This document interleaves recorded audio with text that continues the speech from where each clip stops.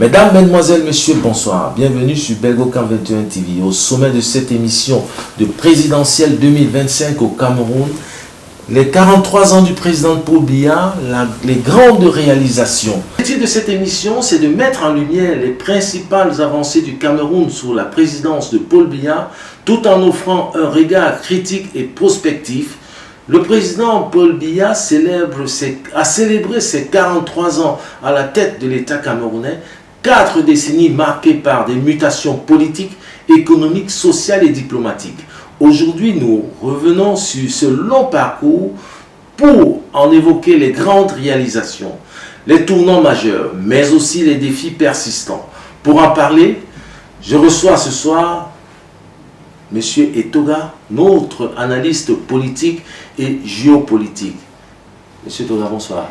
Bonsoir et merci de l'invitation. C'est tout l'honneur le mien que de m'inviter pour parler des 43 ans du président de la République camerounaise à la tête de cet État-là, et dont je ne peux que vous remercier pour cette marque de confiance que vous faites à ma modeste personne.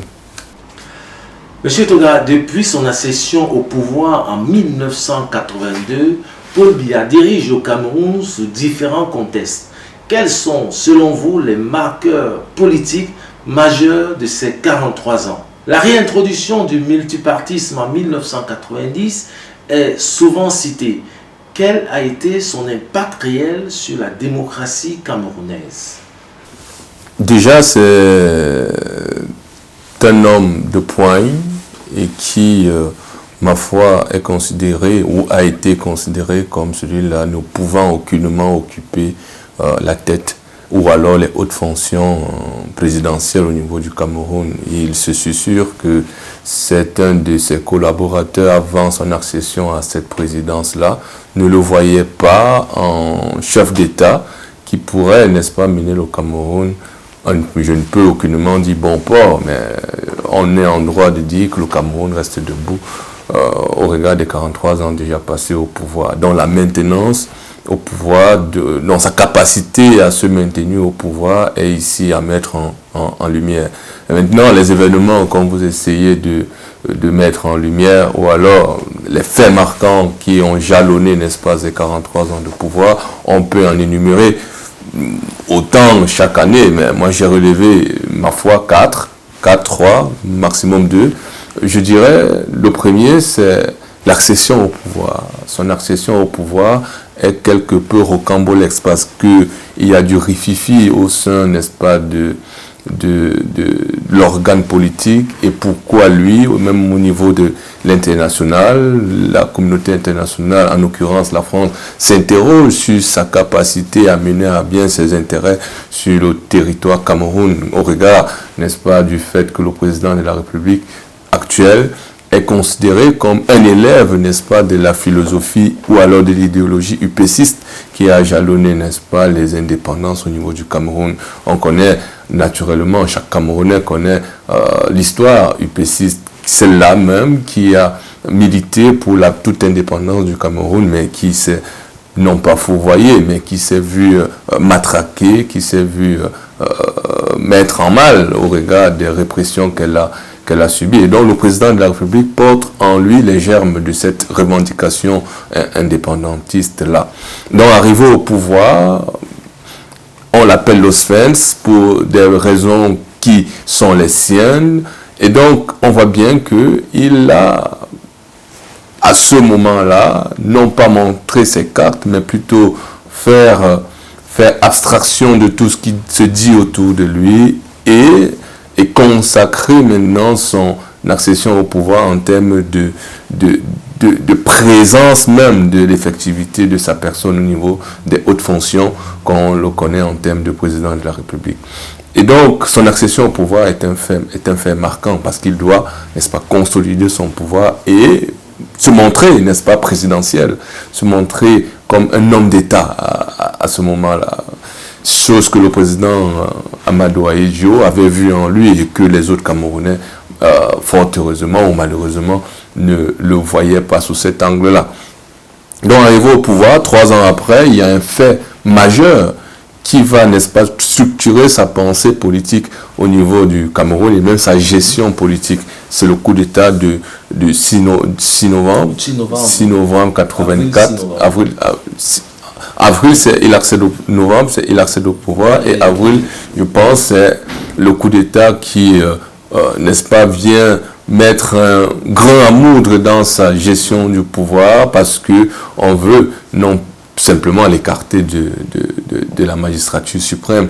Et qui est derrière cette machination de coup d'État? On a dit que c'est le président Amadou Ahidjo qui, dans la mouvance du parti unique, espérait avoir mis à la tête du Cameroun un pantin qui, ma foi, selon ce qui se dit, continuerait, lui, en termes de leader du parti unique, l'UNC, et donc continuer à gérer, n'est-ce pas, les affaires politiques au niveau du Cameroun. Mais sauf que le président Paul Biya aurait souhaité lui affirmer, n'est-ce pas, sa toute autonomie vis-à-vis de son prédécesseur. Et donc, cela a fait naître quelque peu, pour ce qui me concerne, des frictions entre les deux hommes, et donc naturellement conduit à ce qui devait advenir, c'est-à-dire un coup d'État. Les affidés du président Amadou Ahidjo se sont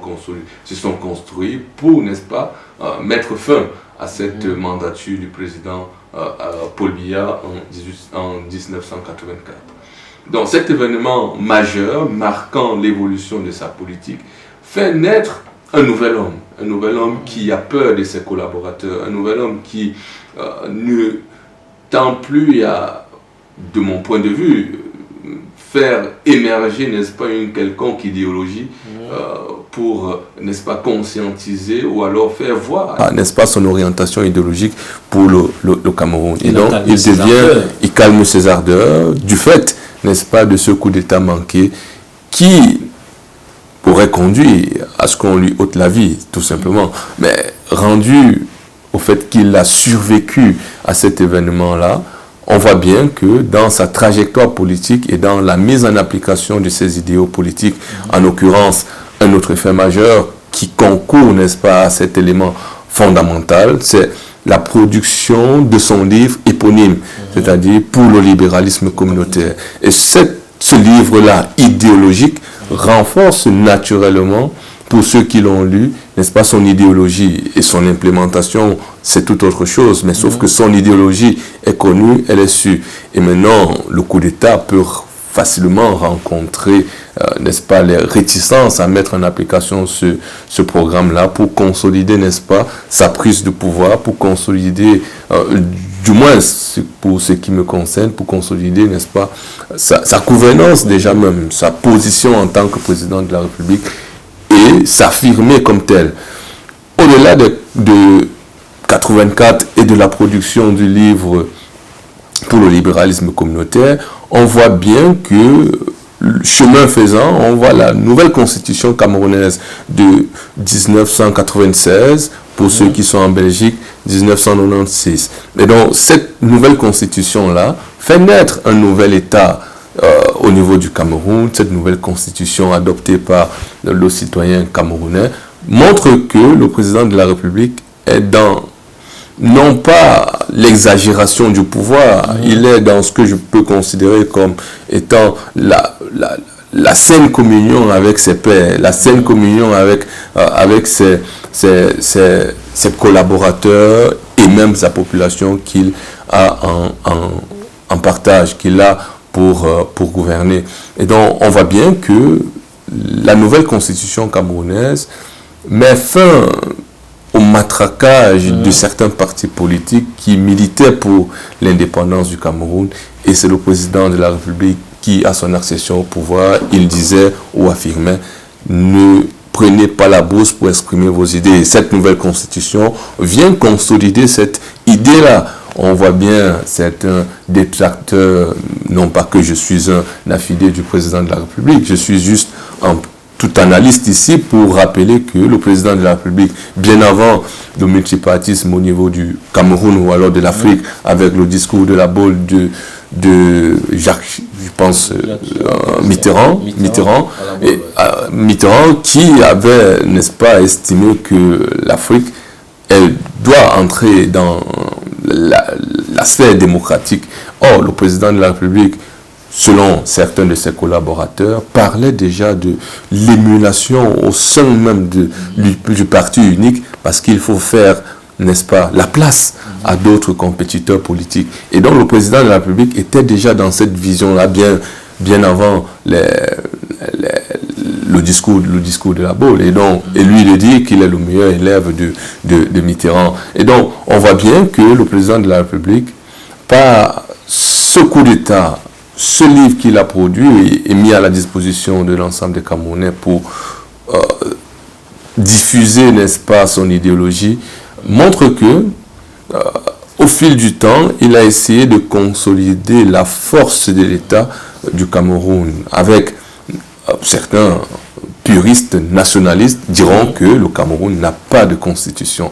Mais ce qui gouverne aujourd'hui, on ne peut aucunement bouter d'un revers de la main l'existence de cette constitution-là. Et donc, on fait avec, en attendant qu'un nationaliste pur et dur arrive au pouvoir, panafricaniste en plus, arrive au pouvoir et change cette nouvelle constitution pour créer un nouvel État comme ce qui se fait aujourd'hui au niveau du Gabon.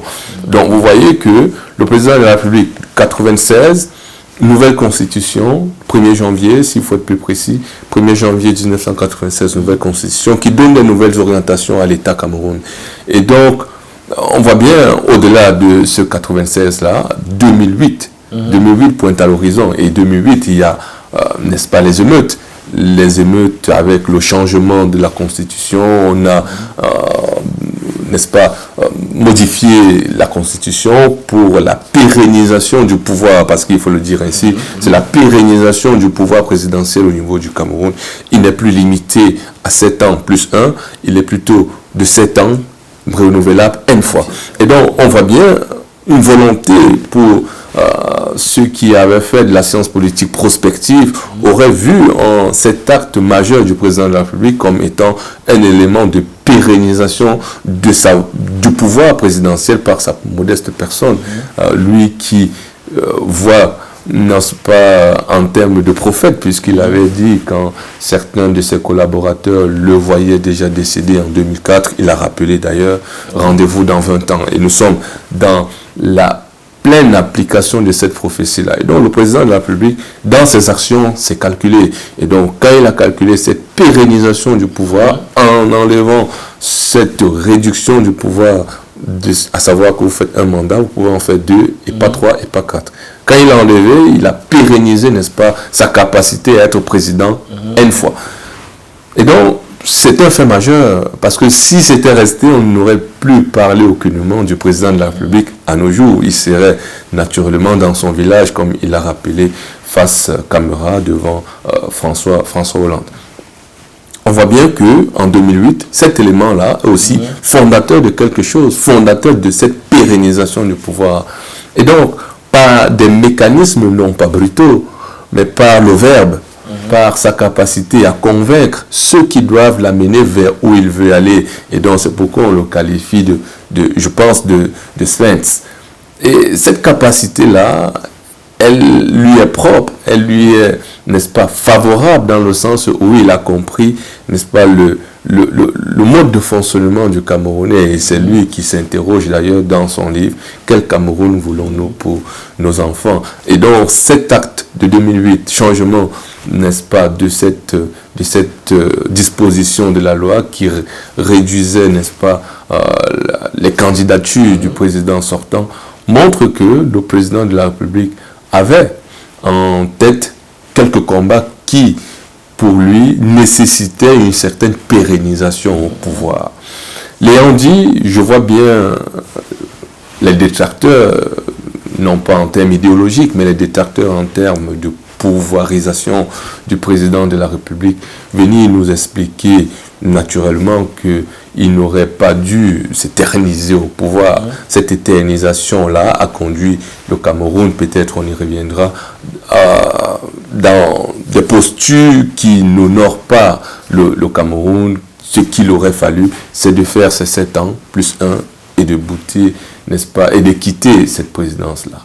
Mais si on prend la casquette de cet UPCiste-là, qui, ma foi, renvoie à ce que nous sommes toujours dans la quête d'une certaine indépendance, on voit que le Cameroun, dirigé par le président de la République, Paul Biya, est en droite ligne d'une minime affirmation de cette pleine indépendance-là sur certains points.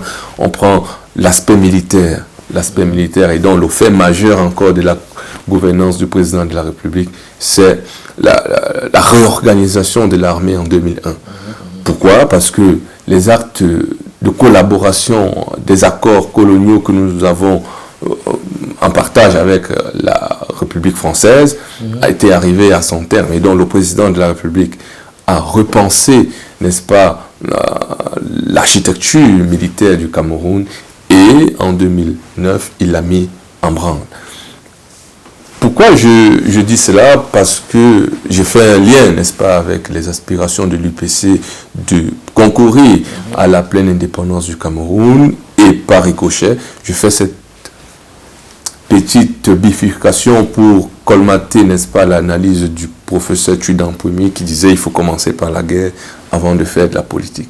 Donc le président de la République, ayant compris ce conseil-là, essaye de mettre en place une structure militaire forte qui va consolider les appareils économiques, les appareils politiques, les appareils d'un point de vue social. Et donc, le président de la République, cette date que j'ai convoquée, me pousse à dire que il a été cet homme-là qui, pendant 43 ans, n'a pas connu que du bon. Il a aussi connu des défaites au sein de son appareil, même déjà politique, c'est-à-dire le RDPC, qui n'est que l'excroissance du parti unique. Et donc, vous voyez ici que, si je prends encore les dates de crise naturelle, on voit qu'en 2016, je pense, c'est l'émergence du conflit de Boko Haram. Bien avant Boko Haram, on a des coupeurs de route qui arrivent sur le territoire et qui, n'est-ce pas, font du grabuge pas loin de l'Est Cameroun. On voit aussi en 2018 avec 2016, 2014 c'est Boko Haram, 2016 c'est le début de la crise dite anglophone dans la sécession, la volonté de sécession de la partie anglophone du Cameroun qui, ma foi, a été pour des puristes de l'analyse politique a été menée de main de maître par ce président-là dans l'aspiration de se greffer, n'est-ce pas, l'histoire du Cameroun avec celle de ce que nos prédécesseurs ou alors ceux qui ont revendiqué réellement l'indépendance du Cameroun a souhaité, c'est-à-dire l'unité nationale. Et d'où, n'est-ce pas, cette volonté du président de continuer à mener à bien l'unité nationale et ce qui devient un slogan pour lui, le Cameroun est un et indivisible. Et donc vous voyez que cette date-là, pendant 43 ans, j'ai un peu essayé de faire ce balai-là pour montrer que le président de la République camerounaise n'a pas que connu du bon, même au sein de sa propre formation politique, et même des Camerounais qui, ma foi, je ne vais pas tirer sur eux, qui ne respectent pas la chose publique, et encore moins les hommes politiques qui essayent de mettre en place des projets politiques pour le développement du Cameroun. Et donc le président de la République fait avec tout ça, mais il a pensé que pour arriver avec ce comportement affiché et de ses collaborateurs et des Camerounais, il faille, selon lui, s'éterniser au pouvoir. Et je conclus en disant qu'il est dans cette manifeste de volonté, dans cette volonté manifeste d'éternisation au pouvoir, parce que en 2025, s'il faille encore le dire, il est candidat à l'élection présidentielle 2025. Mais nous allons parler maintenant du développement économique et infrastructurel qui rentre vraiment dans le contexte du bilan du président Paul Biya pendant ces 43 ans. Sur le plan économique, quels sont les projets structurants les plus emblématiques réalisés durant les 43 ans de pouvoir de Paul Biya? On peut parler de l'autoroute, des barrages, des ports, infrastructures sportives. Peut-on parler d'un véritable rattrapage du retard ou de résultats mitigés? Je crois que, je dirais d'abord pour m'écarter, n'est-ce pas, de ceux qui vont considérer que je suis un défenseur de la politique RDPC, que non, je suis simple analyste qui essaye de faire sa route dans ce métier d'analyste politique là.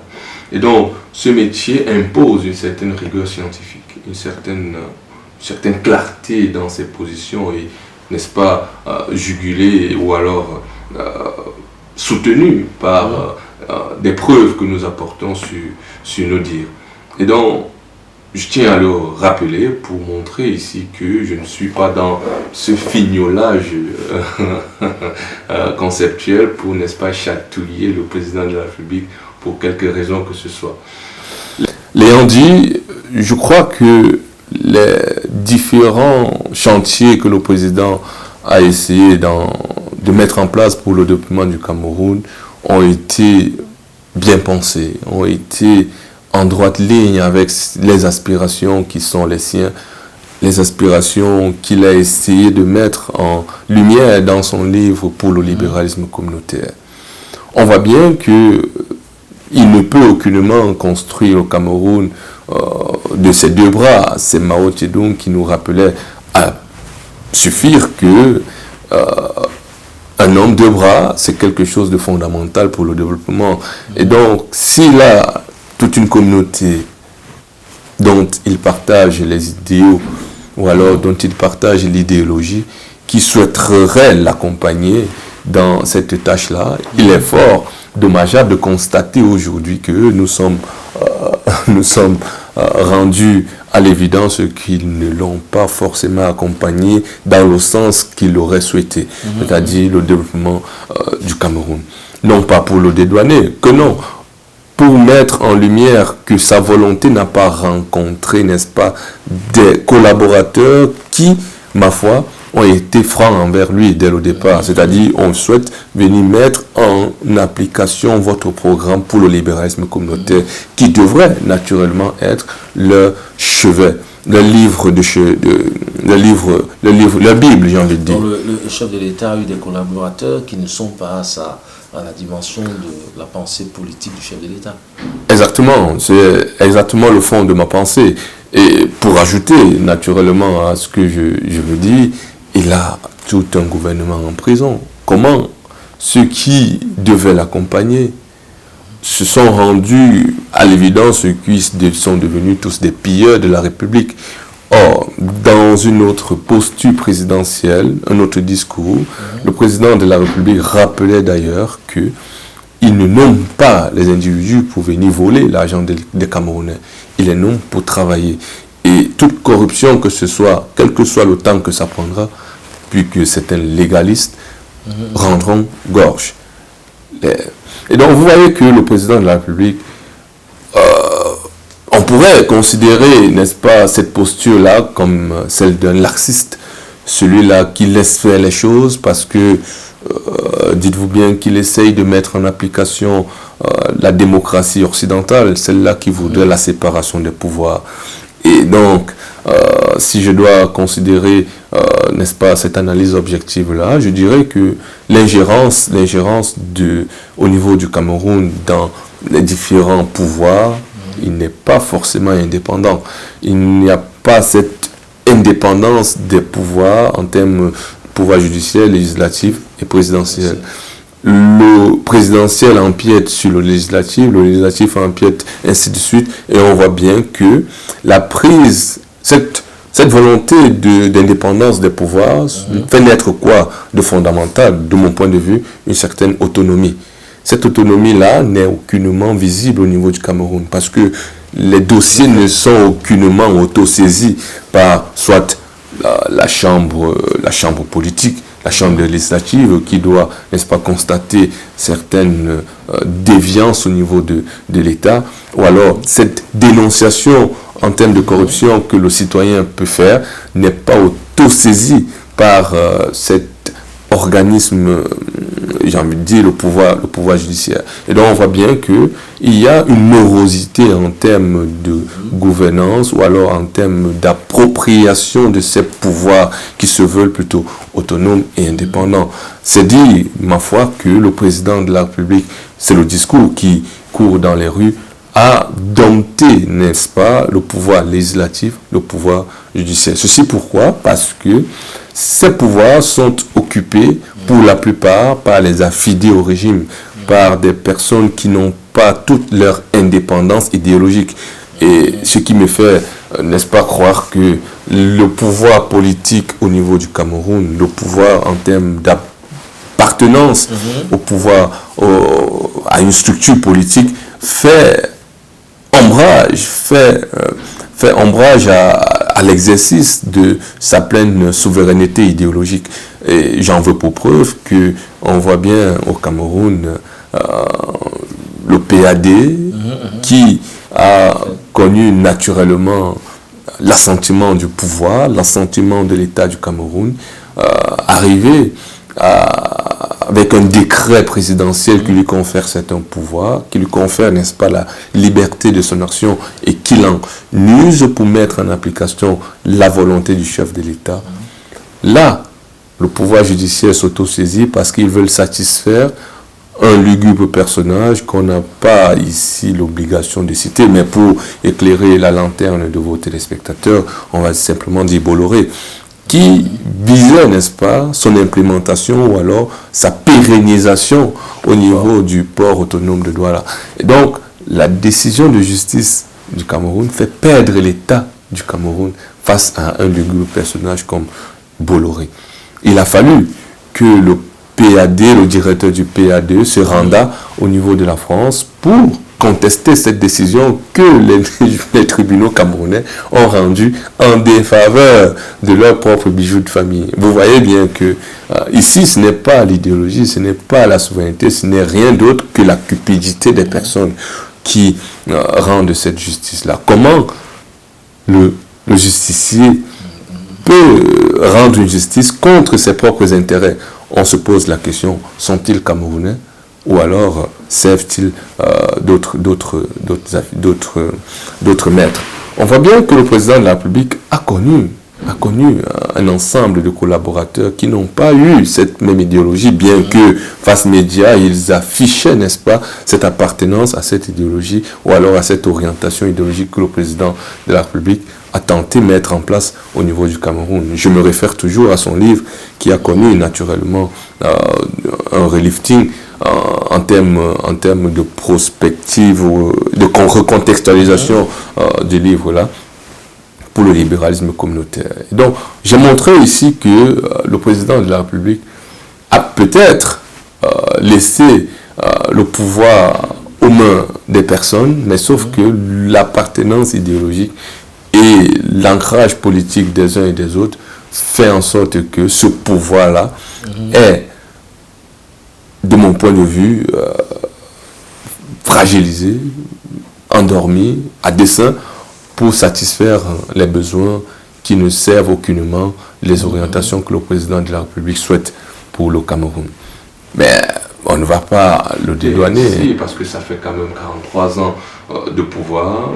Et si en 43 ans, il n'est pas arrivé à construire, n'est-ce pas, un Camerounais qui, ma foi, souhaite le développement du pays, parce que tout ce qui est fait jusqu'ici ne concourt pas inéluctablement vers le développement du Cameroun. Est-ce qu'il ne manque pas seulement la phase industrielle du Cameroun, l'industrialisation du Cameroun en outrance?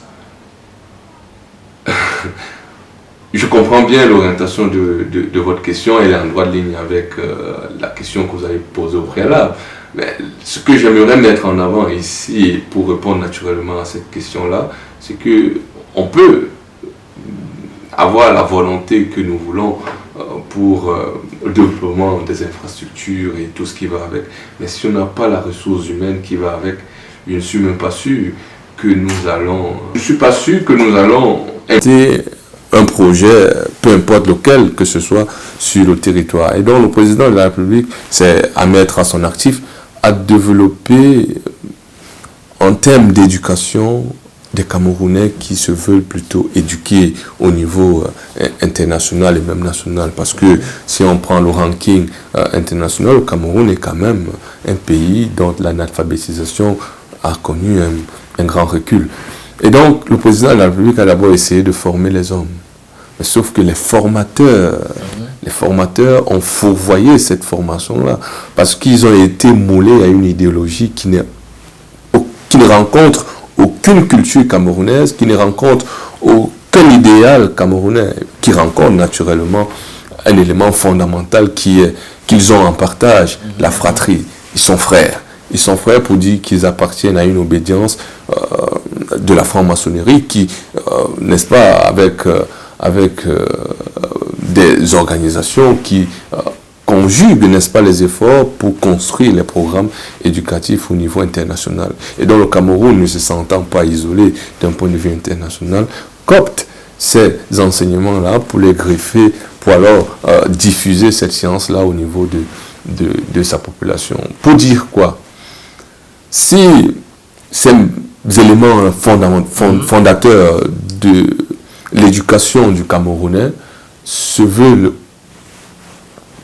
en termes d'implémentation avec des mécanismes ou alors avec des usages peu recommandables, c'est-à-dire l'usage de la corruption, de l'influence, l'usage du trafic d'influence, l'usage de la négation de l'existence de l'État, on voit bien que dans la pratique, dans la praxis, ces individus dont on aimerait voir à la tête de nos États ne travaillent pas pour l'unité ou alors pour le Cameroun, ils travaillent pour satisfaire une quelconque fratrie. C'est le président Emmanuel Macron qui rappelait déjà cela pas plus tard qu'une semaine, que la théorie du complot qu'il y a autour de la franc-maçonnerie ne doit aucunement avoir lieu. C'est dit, l'immixtion qu'il y a entre l'État et la franc-maçonnerie, elle est grande. Est-ce que nos États au niveau de l'Afrique ont encore cette pleine liberté-là de penser pour eux, de penser par eux et de penser pour les générations futures? Si on prend, n'est-ce pas, historiquement, l'insertion de la franc-maçonnerie dans la gestion des affaires publiques ou alors des affaires de pouvoir, parce qu'on retrouve aussi le pouvoir dans la sphère religieuse, on voit bien, en l'occurrence catholique, on voit bien que Adams Weishaupt, le fondateur de cette confrérie-là, a pensé que la corruption est un élément de pouvoir pour intégrer, n'est-ce pas, les lieux qui leur sont quelque peu cachés. Et donc la corruption ici est un élément de gouvernance. On peut retrouver cela au Cameroun avec tous les fratères qu'on a. Et donc la corruption pour eux, c'est un moyen de gouvernance. Pour atteindre quel but?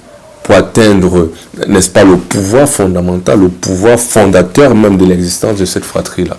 Adam Weishaupt a pensé que pour intégrer, pour faire main mise, ou faire main basse sur l'Église catholique, il faille utiliser la corruption. Et donc il a fait usage de cette corruption-là et il a, n'est-ce pas, entraîné toute l'Église catholique dans ce que nous connaissons aujourd'hui. Et donc la corruption est un élément de pouvoir, est un élément de gouvernance. Et au Cameroun, on rencontre bien cette pratique-là. La corruption, c'est qu'on a tous en partage. Qui ne veut pas être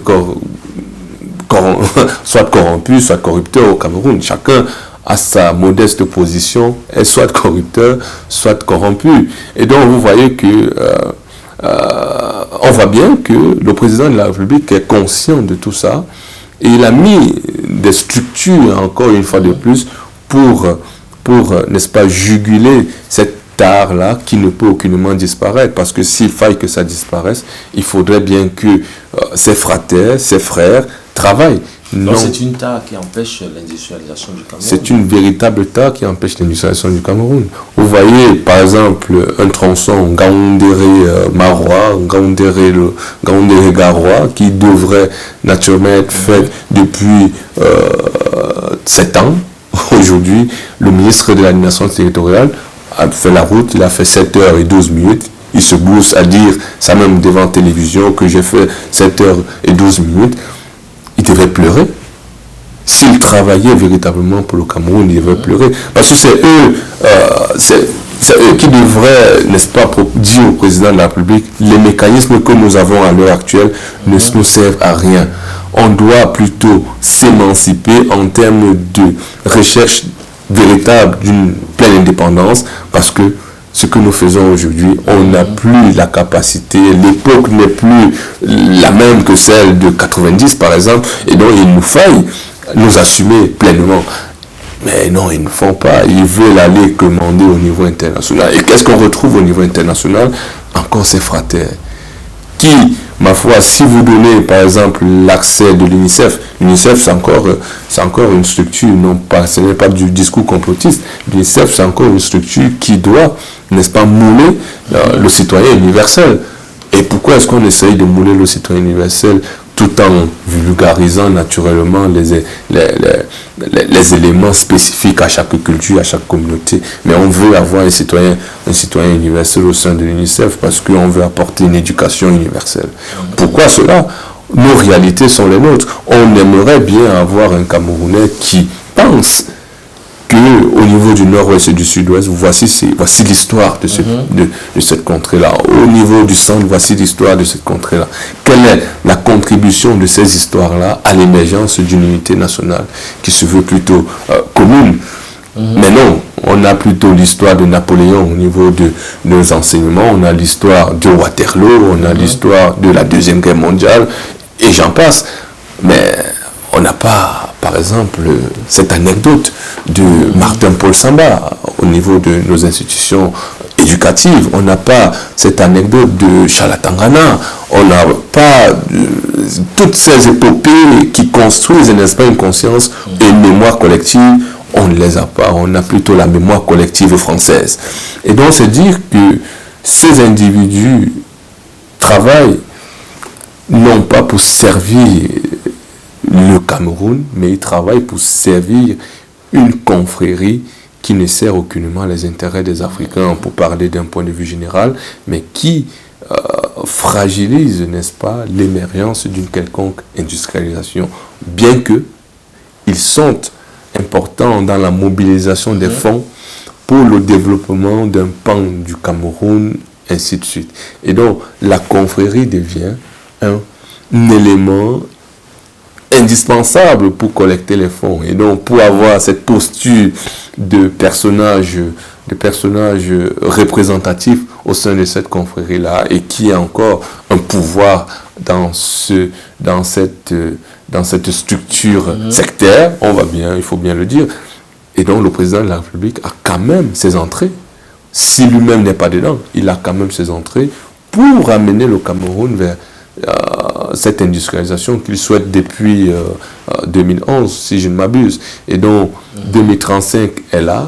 Est-ce qu'on va continuer en 2035 avec ces mécanismes qui n'aident aucunement le Cameroun? Et donc, c'est dire tout simplement que l'industrialisation du Cameroun, elle est voulue par tous les Camerounais.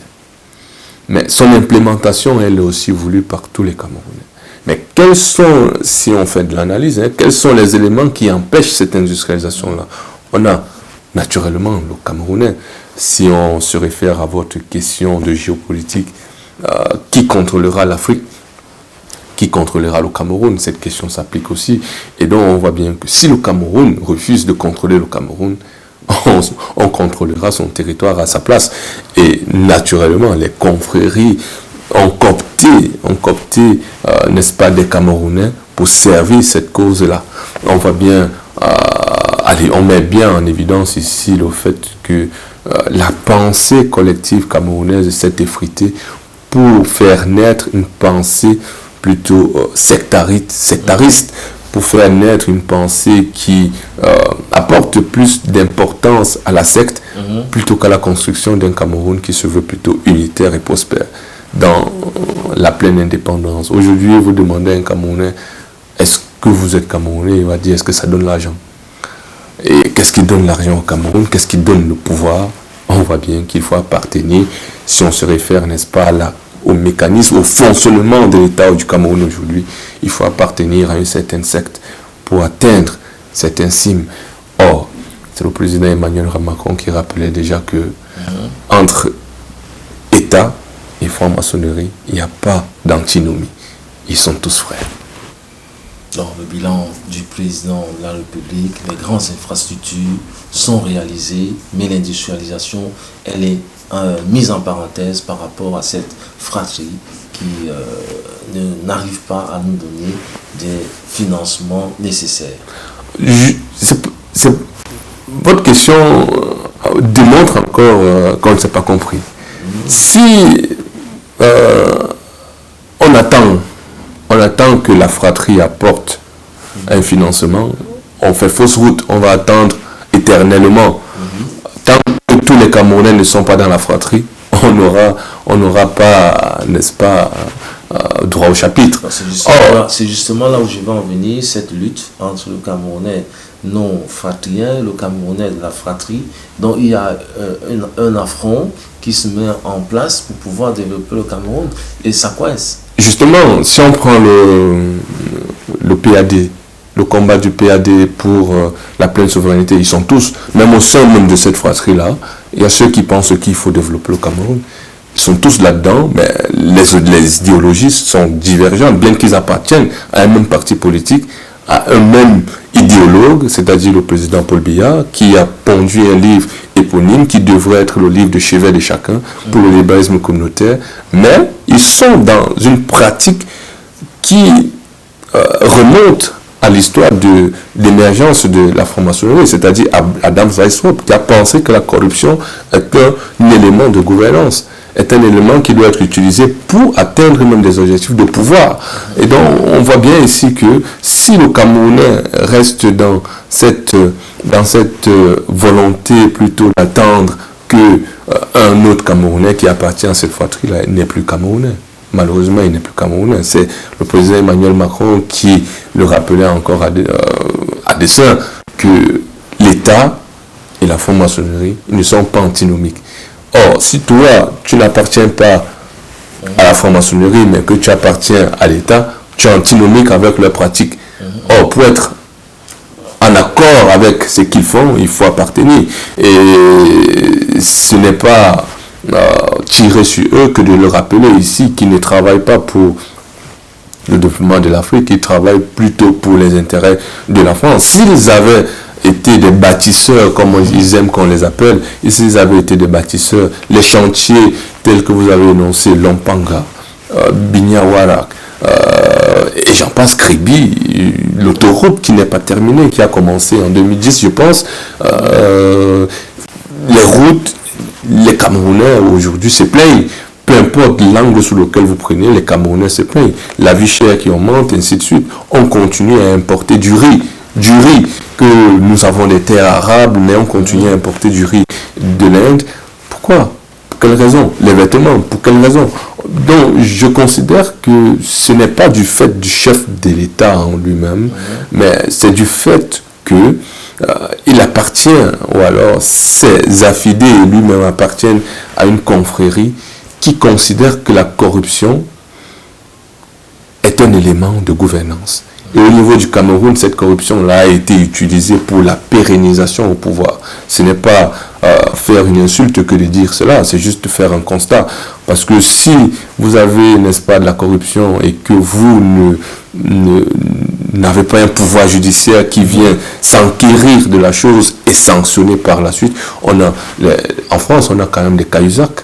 Les Cahuzac qui sont passés parce qu'on a eu vent de ce que il y a eu l'affaire Cahuzac. Ici en Belgique, je pense qu'il y a eu un homme d'affaires qui est aussi passé à la trappe. Mais au Cameroun, on annonce qu'on a trouvé 10 millions chez quelqu'un, 20 millions chez quelqu'un, le ministre Fouda Mama. On trouvait de l'argent chez lui à profusion, on cassait les murs chaque 3 mois. Mais la justice n'a pas cru bon d'aller s'enquérir. Mais pourquoi autant d'argent à la maison? Il y a quand même des banques au Cameroun. Et c'est là aussi éducatif.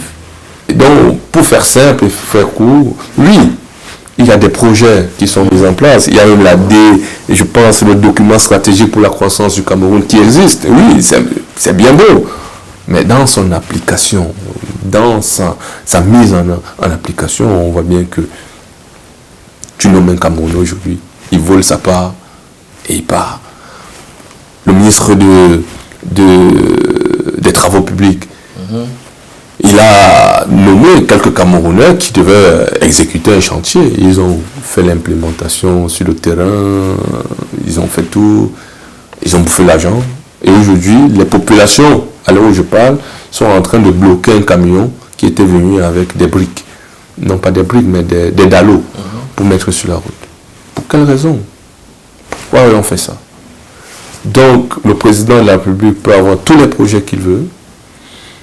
Il peut penser, écrire, comme aujourd'hui il est en train d'écrire sur les réseaux sociaux pour laisser son héritage en termes d'idéologie et ce Cameroun qu'il aimerait pour les futurs Camerounais.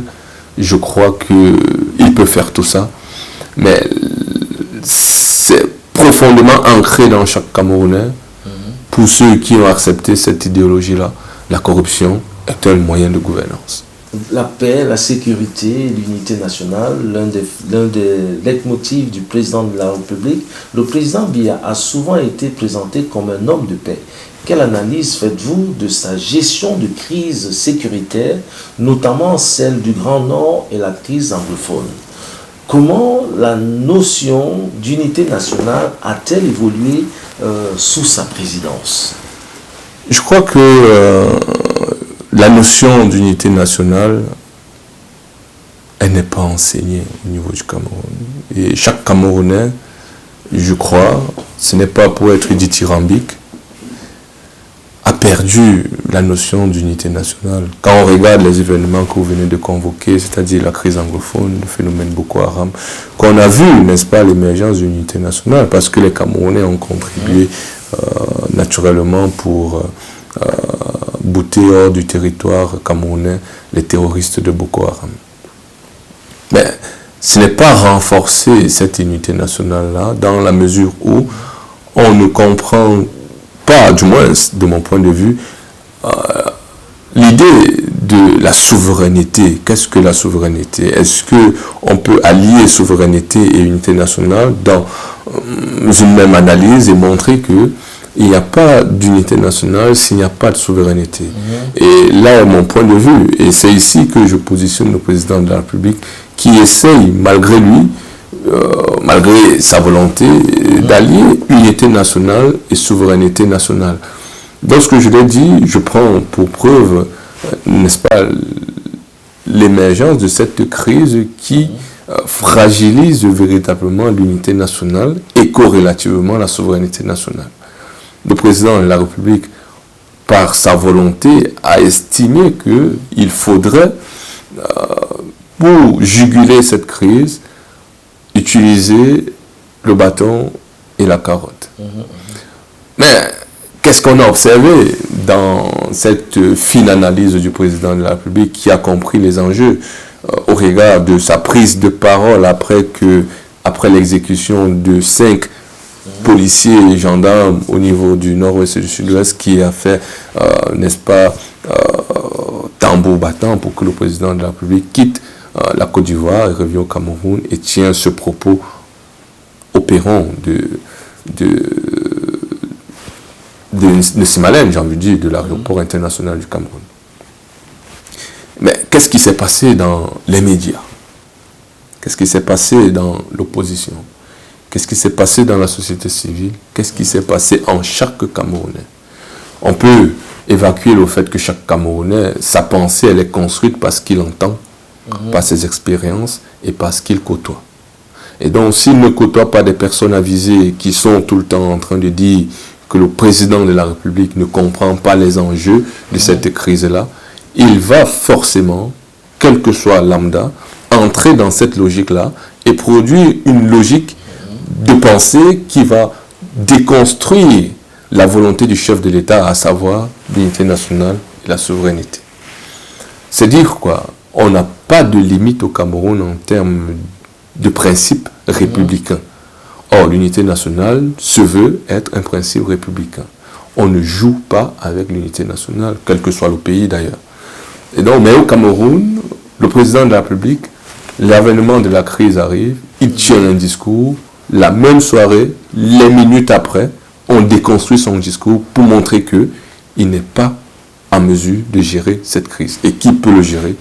Les partis de l'opposition, qui tiennent des discours du genre que le président de la République doit dialoguer, doit aller à la rencontre de ces individus qui souhaitent la division du Cameroun, il doit aller, pourquoi il a négocié avec les terroristes de Boko Haram et ne discute pas avec nos frères du Nord-Ouest et du Sud-Ouest qui ne se revendiquent plus comme étant des citoyens camerounais. Voilà là où est toute la nuance. Il se limite à dire nos frères du Nord-Ouest et du Sud-Ouest. Or, si on rajoute à cette phrase-là, nos frères qui ne se revendiquent plus d'être des Camerounais, toute l'analyse change. Et le président de la République de rappeler l'unité nationale et la souveraineté. Que lui confère, que lui dit de faire la constitution camerounaise? De veiller à l'intégrité territoriale du Cameroun. Or, la crise du Boko Haram, c'est d'empiéter le Cameroun, de créer un califat au niveau du nord, de l'extrême nord, du nord et de la Damawa. Que veut faire nos amis de Balaka et Seleka au niveau de la Centrafrique? C'est démembrer l'Est Cameroun. Mais que veut faire maintenant les Amazoniens,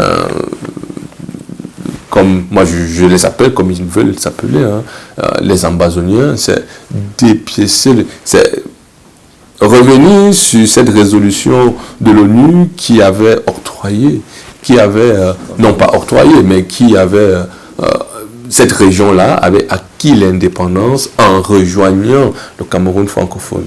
Et donc, ici, ils essayent de faire une manipulation historique pour montrer qu'ils sont marginalisés. Ça peut être vrai, ça peut être vrai, on ne discute pas cela, mais est-ce que la marginalisation conduit inéluctablement à la négation de l'unité nationale et donc à la négation de la souveraineté de l'État Cameroun? Et c'est ici que, si on pousse l'analyse, on voit bien que le président de la République n'a pas été aidé. Donc pourquoi existe le Cameroun? L'armée camerounaise a compris ces enjeux-là. Mais est-ce que ces aspirants au pouvoir ont compris que le Cameroun, si le président de la République avait flanché, c'est que Bakassi n'est même plus dans les terres camerounaises. C'est que le nord-ouest et le sud-ouest aujourd'hui, c'est à volo. C'est que au niveau de l'extrême nord, et donc vous voyez que cette pérennisation du pouvoir aujourd'hui a quelque chose de bien. Parce que le président de la République, par ses analyses anticipatives, a mis en place des mécanismes qui permettent de juguler certaines crises. Et c'est ici que je lui accorde cette faculté-là, celle de penser le Cameroun en grand, celle de penser le Cameroun en communion, celle de penser le Cameroun non pas en exclusion. Il considère que même si vous avez fauté, vous êtes apte à apporter quelque chose au Cameroun. C'est pourquoi il y a des ministres qui volent, mais qui restent au pouvoir, parce qu'ils considèrent qu'ils peuvent faire amende honorable ayant compris leur forfait et qui fragilise, n'est-ce pas, l'évolution du Cameroun.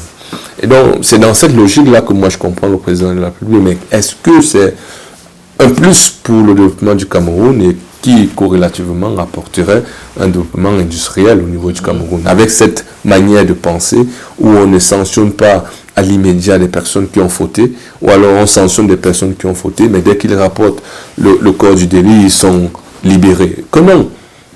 Qu'est-ce qu'on apporte en termes d'éducation à nos générations futures? Peut-on voler et être libéré parce qu'on a juste ramené le corps du délit? Que non.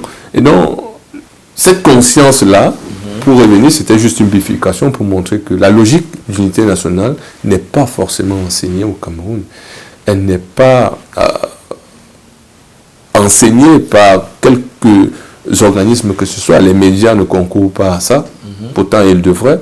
Les hommes politiques fragilisent ça à n'en plus finir.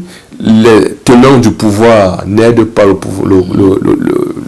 président de la République à consolider l'unité nationale parce que aujourd'hui, la conscience nationale voudrait qu'on vende le Cameroun et qu'on partage l'argent. À quel moment vous considérez que nous sommes dans pleine unité nationale là? Non, ils se considèrent, si on analyse même cette phrase-là, vendez le Cameroun et qu'on se partage l'argent. Ça veut dire que le Cameroun aura un propriétaire. On aura partagé ton argent. Tu vas vivre où? Dans le territoire de ce propriétaire-là. Notre logique est esclavagisante. Le Camerounais a une logique esclavagisante. Il s'esclavagise lui-même parce qu'il veut avoir quelques bribes de pain.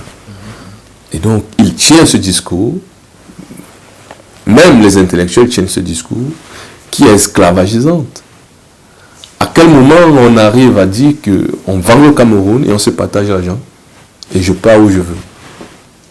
Donc, tes ancêtres qui ont lutté et qui ont versé leur sang pour l'émergence de ce petit territoire-là qui se veut grand aujourd'hui, tu prends de l'argent. S'ils avaient pris de l'argent, c'est qu'on est toujours en esclavage jusqu'à aujourd'hui. On est toujours sous le joug colonial. Et donc, ma foi, le président de la République a essayé de construire une conscience nationale, mais il a rencontré des difficultés d'un point de vue médiatique. Les médias, vous n'aidez pas à la construction. Certains essayent. Même la CRTV n'aide pas à la construction d'une unité nationale. Pourquoi? Si les pouvoirs, les opposants, par exemple, prenons des exemples, si les opposants considèrent que la CRTV passe, dès que le RDPC bouge, c'est une semaine de blocadage en termes de manifestation politique du RDPC qu'on va voir dans les médias CRTV, que va penser l'opposition? Ils vont aussi tirer sur la CRTV pour dire que mais, vous n'êtes pas national, vous êtes une chambre du RDPC, pourtant c'est un emblème national. Vous voyez qu'on déconstruit des choses par des mécanismes qui, ma foi, n'aident pas la construction d'un Cameroun qui se veut fort et prospère, tel que le veut le président de la République. C'est son souhait. Quel Cameroun aimerais-tu laisser? C'est un Cameroun démocratique et prospère. Mais son souhait est mis à mal aujourd'hui par la crise du Nozo qui, ma foi, selon moi, ça a été bien géré. Ça a été bien géré, à savoir apporter une main tendue et corriger les récalcitrants qui ne veulent pas comprendre que le Cameroun est un et indivisible. Et donc son héritage est grandiose. On a Bakassi, on a la Constitution, on a l'unité nationale qui se consolide et la souveraineté nationale qui n'a pas été bougée. Donc, ma foi, il faille que les autres fassent leur partition et qu'ils ne regardent pas inéluctablement le chef de l'État pour quelque raison que ce soit. Il fait sa part. Que faisons-nous à notre tour? Sur la scène internationale, quel a été l'impact de la diplomatie de Paul Biya sur la place du Cameroun dans le monde? Comment expliquer la longévité du président Paul Biya dans un contexte africain en perpétuelle mutation?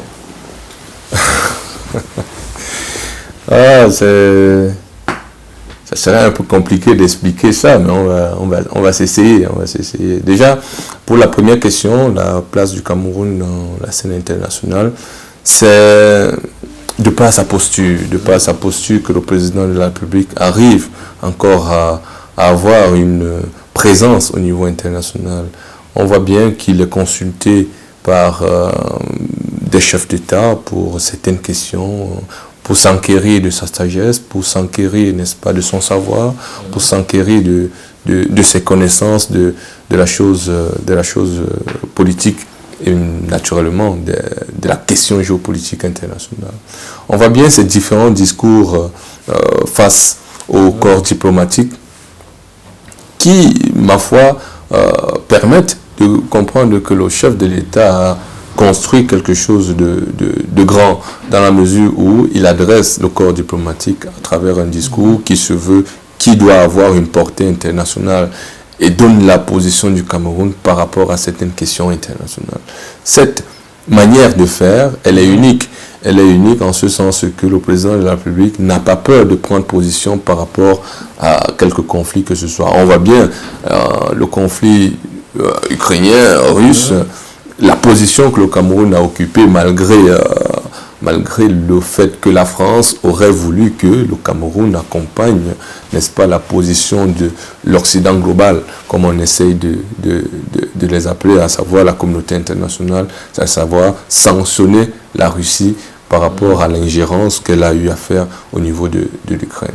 On voit bien aussi que le président de la République, sa posture ou sa stature internationale ne souffre aucunement, bien que les Camerounais ont essayé d'entacher cela avec ses récents voyages qu'il a fait au niveau de Genève et les manifestations qui ont eu cours. On voit bien que le président de la République est resté stoïque, est resté égal à lui-même et a regardé grand pour hisser, n'est-ce pas, l'emblème Cameroun à son firmament. On voit naturellement aussi que le Cameroun tel que le veut le président de la République, il incarne cela. Et quand je le dis, c'est pour simplement dire que au niveau international, c'est ainsi qu'on voit le président de la République, c'est ainsi qu'on fait encore confiance au Cameroun, c'est ainsi qu'on considère que c'est un homme de principe et c'est un homme de parole. Pourquoi? Parce que il a promis, et ce n'est pas moi qui le dis, c'est l'ensemble de ses collaborateurs et ceux à qui il a fait une promesse, il tient sa parole, quel que soit le temps que ça prend. C'est un bon manœuvrier, on va dire. Il essaye de jouer avec l'analyse situationnelle du moment. Il a cette science-là, cette capacité de faire une analyse de situation qui lui permet d'avoir une réflexion stratégique et une réflexion prospective. Et ce qui l'aide naturellement à s'ingérer partout là où on croit qu'il ne peut aucunement s'ingérer. Et donc, cette faculté-là ne pousse pas l'oppresseur à venir mal, comme on dit au Cameroun, à venir avec un esprit qui va dompter l'homme. Que non, c'est Jeune Afrique qui écrit depuis 43 ans déjà que le président de la République est ondoyant et divers, c'est-à-dire il a cette faculté à se fondre, à se perdre, à se dissoudre, et à ressurgir de nulle part. On voit bien que cette faculté-là sourit au président de la République et lui apporte quelques grâces. Et donc, l'ayant dit, comment est-ce qu'il arrive à se maintenir au pouvoir? On peut estimer que le président de la République, par ses agissements, il arrive à convaincre, il arrive à dompter le peuple camerounais, comme il a commencé d'ailleurs à le faire. C'est non pas dans la violence, c'est dans le verbe, dans la posture, dans la personnalité de l'homme. Et donc on voit bien que le président de la République apporte quelque chose que les autres n'ont pas forcément eu. Il a toujours reconnu cet or. Le président de la République est celui-là qui a reconnu que la corruption et le gouvernement est inerte. Il l'a reconnu dans un discours adressé à la jeunesse. Et donc on voit bien que le président de la République est lui-même conscient de l'état dans lequel il n'a pas mené le Cameroun, parce que je dis toujours qu'il est responsable mais pas coupable. Il est responsable de ce qui se fait au Cameroun, mais il n'est pas coupable de ce qui se fait, de ce qui s'est fait au Cameroun.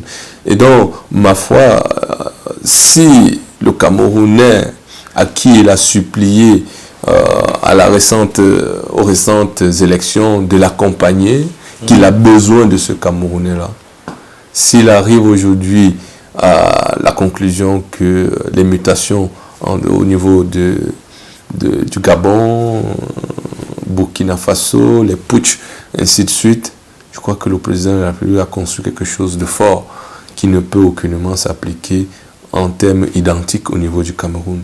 Et donc, ma foi, j'estime que les mutations autour du Cameroun ne peuvent qu'être utilisées dans le sens d'une analyse prospective. Comment éviter ça? Comment consolider notre démocratie? Comment apporter ou arriver à construire quelque chose de fondamental? C'est-à-dire un homme qui affiche un air pacifique, un air pacifiste, un air qui recherche toujours la courtoisie, qui recherche le dialogue, qui recherche, n'est-ce pas, la pleine émulation des personnes qui l'accompagnent, mais que les collaborateurs ont transformé. Si vous demandez à des Camerounais, ils vont vous dire que le président de la République est cet homme-là qui frappe les opposants, qui muselle l'opposition, qui empêche la presse de... Pourtant, c'est pas lui. Il a instruit, il a promulgué des lois dans le sens de l'émulation de ces différents corps. Comment arriverait-il encore, lui, à venir tempêter auprès d'eux pour leur dire que non, vous n'avez pas le droit d'exister. Ce sont les collaborateurs qui font l'abus de pouvoir. Et c'est ici qu'on revient encore sur les différents pouvoirs qui existent au Cameroun. Où est le pouvoir judiciaire pour connaître de tous ces méfaits-là? Et le président de la République a ce pouvoir présidentiel. Il fait de son mieux. Où sont les autres pouvoirs? Et donc, les mutations autour du Cameroun ne peuvent aucunement faire gémir le président de la République. Il aura simplement besoin d'une population éclairée pour mener à bien les élections à venir. Regard sur l'avenir. Après 43 ans, quel héritage le président Paul Biya laissera-t-il selon vous? Quels sont, à votre avis, les grands chantiers qui attendent le Cameroun dans l'après-Paul Biya? Je crois que, en termes d'héritage, il laissera d'abord un Cameroun sur une voie de l'émergence, si il n'arrive pas en 2035, puisque le Cameroun est émergent en 2035, dit-on, selon le document de stratégie pour la croissance. Et donc, en termes d'héritage, il laissera le Cameroun vers cette voie-là. En termes d'héritage aussi, il laissera un Cameroun éduqué, un Cameroun qui a quelque peu, n'est-ce pas, des individus éduqués qui comprennent, n'est-ce pas, les enjeux du monde. En termes d'héritage aussi, je crois que le président de la République laissera son livre qui, ma foi, est très important pour chaque Camerounais parce qu'il discute, il traite, j'ai envie de dire, des questions de cohésion sociale, d'inclusion, des questions de souveraineté même du Cameroun. Et donc son livre est quelque chose de fondamental. Et au-delà de ça, l'héritage qu'il apportera aussi, c'est la gestion du pouvoir. La gestion du pouvoir, je comprends bien les opposants qui tenteront de dire que sa gestion est chaotique, elle est mortifère. Je suis peiné de constater qu'il le voit ainsi. Et dit simplement que dans sa gestion du pouvoir, l'homme a fait avec les personnes avec qui il a trouvé bon, ou alors on a jugé bon, le Cameroun a jugé bon de produire. Et malgré les interférences, avec toutes les interférences qui peuvent intervenir dans l'éducation d'un homme, ou alors dans l'éducation, dans la construction de l'idéologie d'un homme. Si vous avez... Aujourd'hui, on peut même, si vous permettez, cette bifurcation et montrer qu'aujourd'hui, on peut mentir sur un CV, on peut mentir même à un entretien d'embauche, et se rendre à l'évidence quand vous êtes au pied du mur que vous continuez de mentir parce que vous construisez les éléments de mensonge pour convaincre votre recruteur que vous êtes apte au poste. Et donc, tous ces mécanismes-là de temps moderne montrent que le président est d'une ancienne époque. Ceux-là qui considéraient qu'il faut travailler dur pour construire quelque chose de grand. Et donc, son héritage, c'est son ardeur au travail aussi, sa volonté à ne pas lâcher, malgré les colibets qu'il a reçus, malgré les insultes qu'il a reçues. On voit bien qu'il n'a jamais porté plainte à qui que ce soit. Et donc, de contredire ceux qui estiment que le président de la République bâillonne la presse. Le président de la République, on l'a appelé de démon, on l'a traité de je ne sais pas quoi. Il n'a jamais émis une quelconque idée de museler un individu ou un citoyen camerounais. Or, les opposants, ils sont friands de cette méthode-là. On ne peut que voir, malgré qu'ils ne sont pas encore arrivés au pouvoir. Si on imagine qu'ils arrivent au pouvoir, qu'est-ce qu'on sera? On ne pourra même plus dire un mot. Et donc, vous voyez que le président de la République laisse quelque chose de fondamental que, avec le temps, on aura, n'est-ce pas, les facultés scientifiques de les codifier, comme le silence présidentiel a été codifié par le professeur Yves Marmoudioum. Et donc le président laisse quelque chose de grand, et c'est aux Camerounais d'en user et d'en abuser. Maintenant, les grands chantiers qui attendent le Cameroun et l'après-Biya, j'ai dit précédemment, son héritage, naturellement, et maintenant, ce qui attend le Cameroun, c'est la consolidation de la souveraineté de l'État, la souveraineté totale, la pleine indépendance. Et ce discours qui tend à ne pas être diffusé dans la masse est un peu dommageable parce que ça ne concourt pas vers ce qu'on aurait souhaité pour le Cameroun, c'est-à-dire un État qui est indépendant sur tous les plans. Aujourd'hui, on peut s'enorgueillir du fait que l'institution militaire au Cameroun, elle est quand même forte. Elle a une réputation qu'elle peut défendre au niveau international et même national.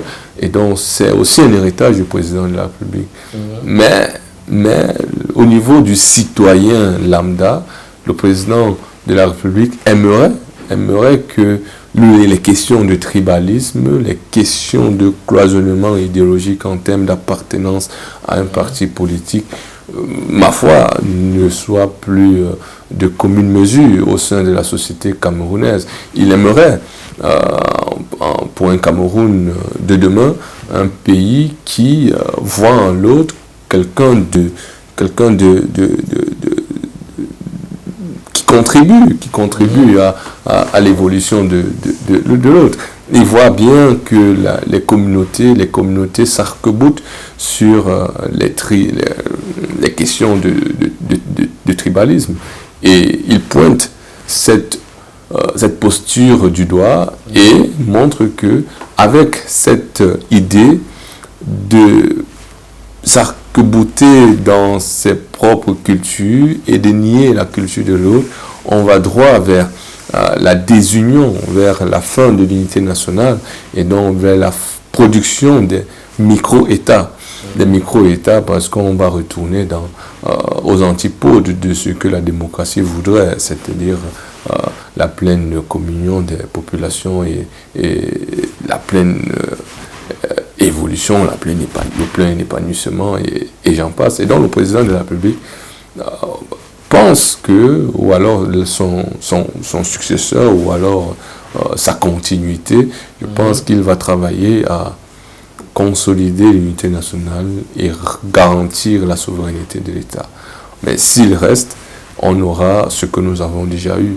S'il s'en va, je pense qu'il faudrait un président qui va venir construire, non pas construire, mais plutôt raffermir la souveraineté de l'État et éduquer le Camerounais dans les concepts d'unité nationale et de souveraineté totale, à savoir sortir du franc CFA, développer les politiques économiques qui vont permettre la pleine industrialisation du Cameroun. Comment voulez-vous vous industrialiser si vous n'avez pas de monnaie? Ça devient un peu paradoxal. Et donc je réponds naturellement à votre question. Malgré la volonté du président de la République à voir le Cameroun se développer, il y a beaucoup de tares, beaucoup de freins, mais la volonté a voulu qu'il y en ait Kribi, la volonté a voulu qu'on ait Lompanga, la volonté a voulu qu'on ait Nartigal, la volonté a voulu qu'on ait plein d'autres. Le redressement de la CDC, malgré que les Ambazoniens sont allés foutre la merde là-bas, on a le redressement de la CDC qui exporte de nouveau les bananes camerounaises au niveau international. On a la filière cacao qui a connu un relifting en termes d'image au niveau international. On a quelque chose de grand, mais la base n'est pas solide.